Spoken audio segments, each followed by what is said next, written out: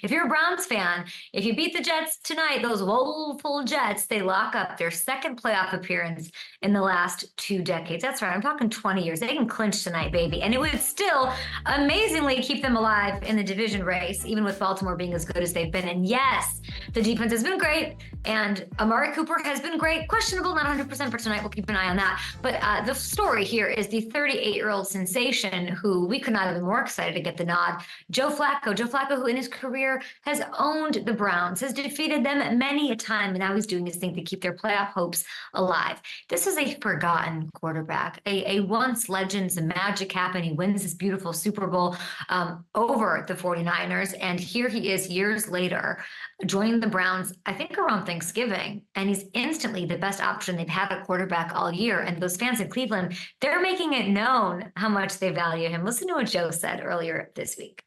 The city's been unbelievable. I mean, I can't say enough about how welcoming everybody has been. Especially, that is the one strange part, I would say. Not necessarily putting on the uniform and playing, but just coming from Baltimore for most of my career and just seeing everybody out in your regular part of your day and how welcoming the city's been. You know, back to the surreal thing, that would probably be a good answer for that. It has definitely been a little bit surreal in terms of how people have treated me around here. All right, Joe, forget about the Ravens' history. You are elite, and these fans should be giving you love. Listen, I am a subscriber of a cute NFL story. I like the framing. I like a little narrative, a character arc. I love cute stories, revenge games, the whole bit. This is, make no mistake, NFL world watching tonight as they clinch with the win over the Jets. This is not that. This is not some cute little story. This is him coming in and handling the ball, not messing up and playing out of his mind. This is not just like game managing. This is slinging it. Check this out. Since being named the starter 4 weeks ago, Flacco's led the entire league in yards and touchdown. He's kept the aggressive Flacco nature. That's, also seen him lead the league in picks over that span. That's okay. That's something we maybe come back to later as a problem. But right now it's working. It's okay. The Browns are winners of 3 straight. And it all kind of fits with Flacco. He's run to a Super Bowl in 2012, and that was sort of this astonishing, crazy hot streak that nobody wanted to buy, and then everybody became obsessed with, and it worked and got him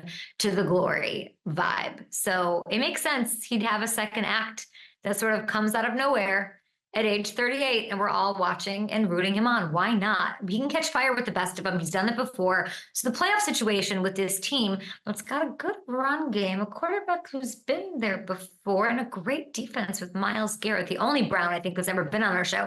Flacco, you're on the list. You got to come as we are cheering you on, and this is going to be a heck of a fun game and situation to watch. All right, let's get into the Packers here. We have Phil Simms on the show. We have Darius Butler on the show to talk about all of this stuff, but we got to get into it because the game that really has the biggest impact on the ins and outs of the playoff picture is in the NFC North. The Vikings are hosting the Packers. Packers, they have to win out to make it to the postseason. Okay, this is a against the wall must-win situation. This is a playoff game for this team, and now they're going to have to do it without their best defensive player, the guy that they just got back, who got smoked as the entire secondary did by the Carolina Panthers as a head scratcher. Star corner Jaire Alexander suspended for conduct detrimental to the team, is what I believe Goody said. And it is important. Goody is the one who's taking the I suspended him, and not Mr. LaFleur, who was asked about it a lot. But here's a snippet of Jaire talking about why he was suspended. And the reason why is because he went out for the coin toss, even though he wasn't a captain, and then he almost messed it up and cost him a possession. Take a listen. It's only suiting, I don't think Coach knew I was from Charlotte, so. So you just did that on your own? I mean, it was like the guys backed me up, so they knew I was from here. Did you realize you almost made a big mistake on the call, though? What'd I do? Well, you said we want to go on defense. Yeah. Which, in theory, they could have said, then you're electing to kick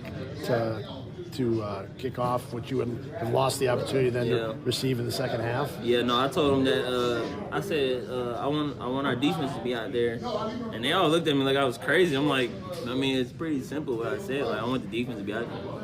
They like, you mean defer? I'm like, yeah, I guess. I I've watched this video more than any other video or any other clip that has happened in this season by far. Goldfarb's in my ear, not really in my ear because I'm not in the studio, but he's laughing. The whole control room is laughing, except I'm sure Eric Wheelo, our resident Wisconsin guy, who's, a big Packers fan, who's got to be like, what? What is this? It was bizarre. There was no accountability taken. He's aloof. I'm hearing like the reporters be like, what is happening here? LaFleur pretty tight on the whole thing. He did not want to talk about it. He said, let's talk about Minnesota. I'll talk about Minnesota. Hammer, get in here, because this is some story. And I'm not going to say it's going to cost them a win, but it is a playoff game. And if they lose, I don't know if LaFleur is making the right decision here. I know we're trying to like set a standard and teach a lesson and all of that, but isn't his job ultimately to win the playoff game?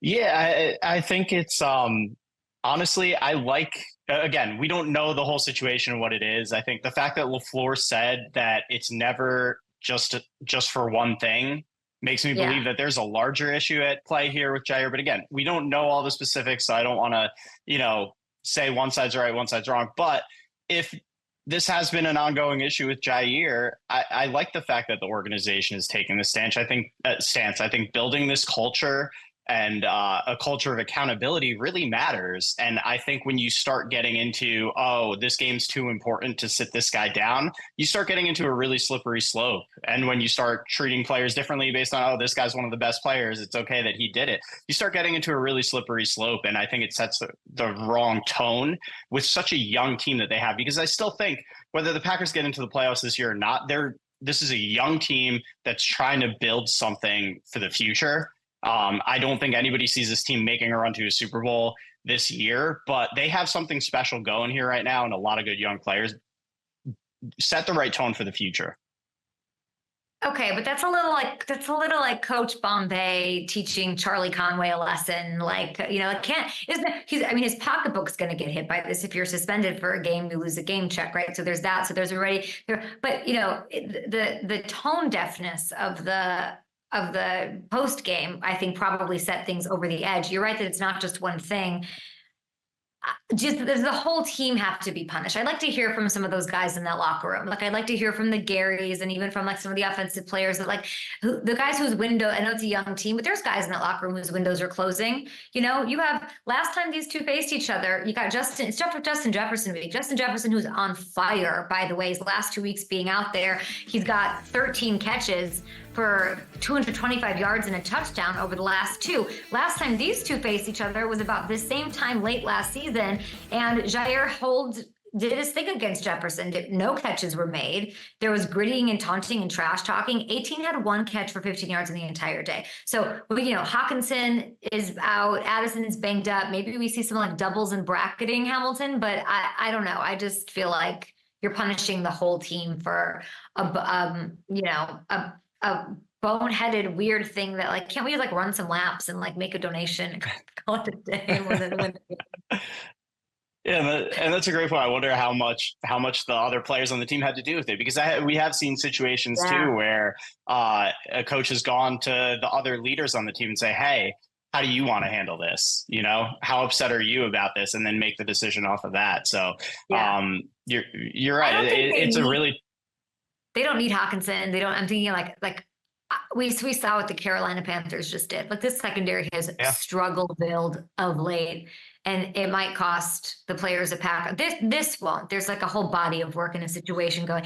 I almost wonder if, and this is just me speculating, if I have an underlying thing or a list of things that have gone on with a boyfriend, and then I just pick a fight about something, or I act out, or a student, or whatever, acting out against, there's something deeper here. Jaire even going out there to do that. You couldn't just tell LaFleur earlier in the week, I'm from Carolina, that's important to me. It's just a weird vibe, and I'm just gonna blame Barry and just say Joe Barry's at fault here, all Packers fans believe in their heart. Appreciate the coach positive perspective from Hamilton as well. We've got Phil Simms out of the way, a FanDuel partner, an absolute legend. I want to know about Aaron Rodgers. I want to know about DeVito time being over. His wife saw DeVito at a mall.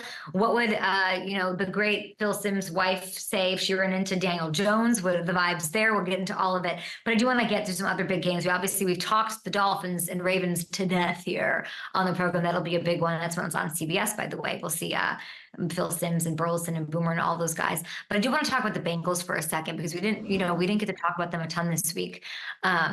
So we had some wonky things going on our show this week, but they had a tough loss to the Steelers on Saturday. Huge game against this Chiefs team this weekend. It's on the road. It's at Arrowhead.